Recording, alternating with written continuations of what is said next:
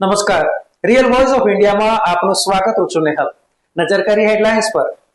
આજથી બ્રિટિશ સમયના 3 કાયદાઓ આઈપીસી, સીઆરપીસી અને ઇન્ડિયન એવિડન્સ એક્ટનો અંત.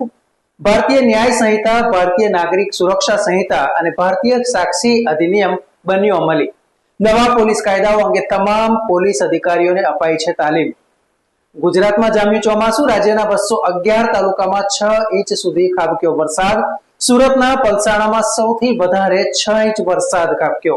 આજે પણ રાજ્યના મોટાભાગના જિલ્લામાં અતિ ભારે વરસાદની આગાહી. અમદાવાદમાં પણ મેઘરાજાની તોફાની બેટિંગ. વાસણા બેરેજના 4 દરવાજા ખોલવામાં આવ્યા. બોરવેલમાં બાળકોની પડવાની ઘટના વધતા રાજ્ય સરકાર હવે એક્શન મોડમાં. જે તે ગામમાં ખુલ્લા બોરવેલની જવાબદારી રહેશે તલાટીની. અને છબરડાઓને ધ્યાનમાં લઈને જીકાસ પ્રવેશ ફાળવણીમાંથી ખસેડવામાં આવ્યું. યુજી પીજીમાં હવે કોલેજ લેવલે ઓફલાઈન પ્રવેશની ફાળવણી કરવામાં આવશે. અમદાવાદમાં મેઘરાજાની તોફાની બેટિંગ. 7 ઇંચ વરસાદ પડતા ઠેર ઠેર ભરાયા પાણી. ફરી એકવાર પ્રી મોન્સૂન કામગીરીના દાવા પોકળ સાબિત થયા. કલાકો સુધી વાહન ચાલકો પાણીમાં અટવાયા.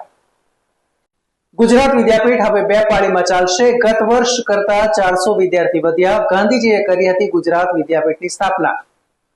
બાર્બાડોસમાં T20 વર્લ્ડ કપ ફાઇનલમાં ભારતની ભવ્યાતિ ભવ્ય જીત બાદ દેશમાં અને વિશ્વભરમાં વસતા ભારતીયો દ્વારા ઠેર ઠેર થઈ રહી છે ઉજવણી.